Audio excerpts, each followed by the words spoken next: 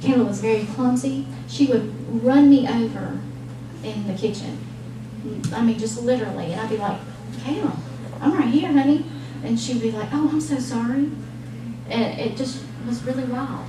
So after homeschooling for 4 years and working one-on-one with her, I saw the following results. Her reading level progressed, but it stayed 2 years behind.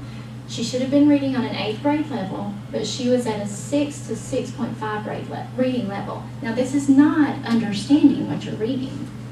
This is just sitting there reading each word, okay? This is not speed. This is not anything like that.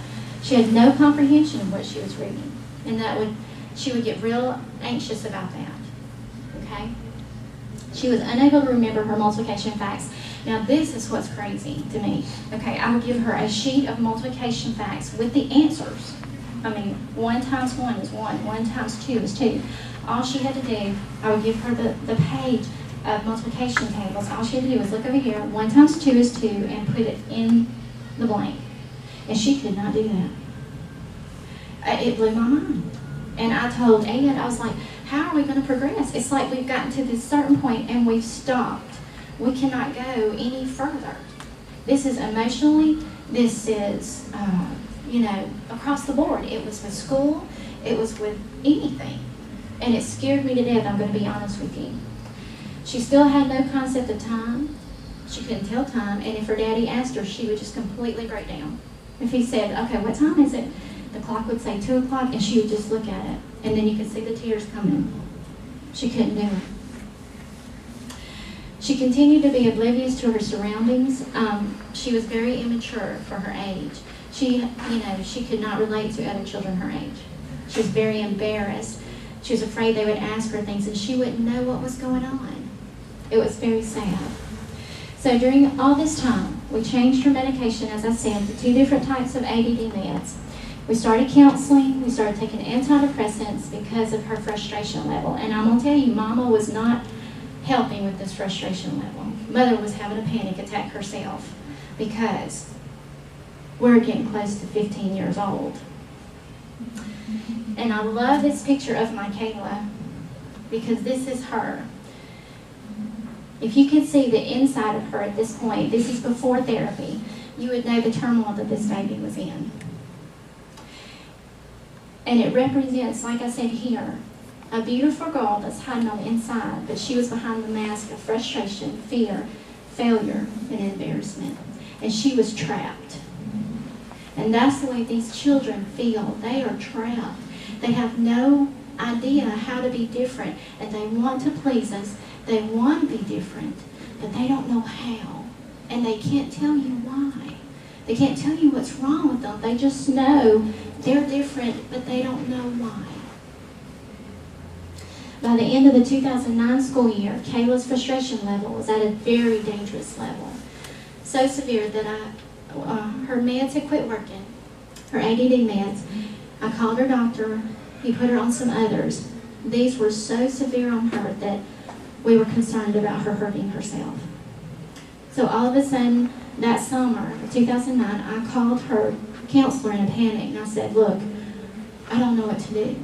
And so she said, what is she on? And I told her the meds, and she said, get her off now. She said, we have more kids hurting themselves on those meds. They're a new med. And I said, okay, I'm taking her off. And I told her, I said, well, what do we do now? And she said, let's just wait. Let's take her off. It was the summertime. Well, it wasn't long before that time that the Lord, which I'm a Christian, the Lord really put on my heart to go to the homeschool conference in Alabama. I was at my wit's end, and I didn't know why. I'm from Mississippi, and I was going to the Mississippi conference, but for some reason I told Ed, I said, we need to go to the Alabama conference, and I had no idea why. So it worked out that Ed was able to go with me. We went to the Alabama conference first day, and of course I'm the ADD mother, the one that the child comes from, and I didn't even notice there was anything about ADD at the conference, and Randy and Sharon were there. And I didn't catch it till the last day of the conference. I had missed all of their seminars. And then Ed and I, that afternoon, we were trying to decide what we're looking at, and then on the paper I saw ADD, and I said, whoop, that's me. Well, I had missed the conference, and I said, Ed, we've got to go find them. And so I went and found their table.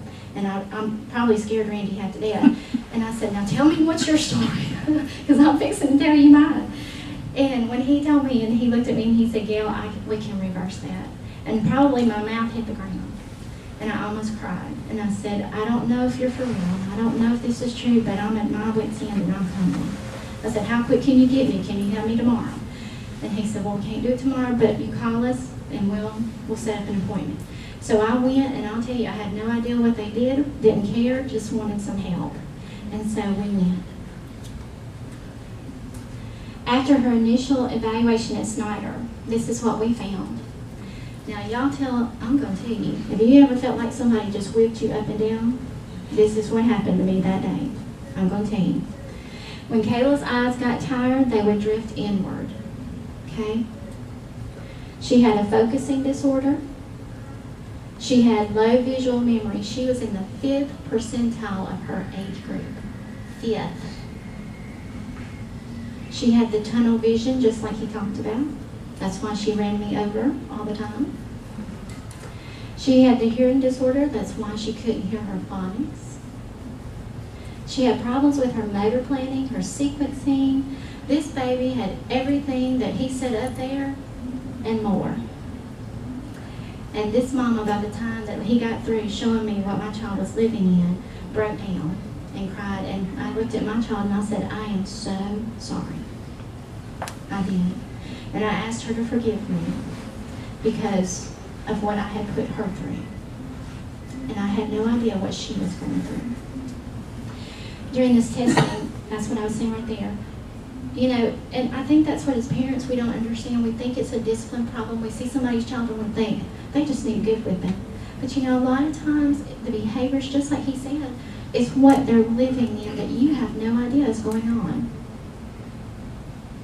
So after completing sensory therapy, which was those 12 days he was talking about, okay, and 56 sessions of vision therapy in Columbus, Mississippi, at the end of May 2010, and 1 year later, this is what I will tell you about my Kayla. She's off all meds, no antidepressants, no meds at all. She no longer needs them, and she is learning. She knows her multiplication tables. I'm finally experiencing my daughter for the first time, and she's coming out of her shell. Because can you imagine, she has a whole new world to learn about. She reminds me of things that I forget. And I keep reminding her that she's the one who got to have therapy, and I did not get therapy yet.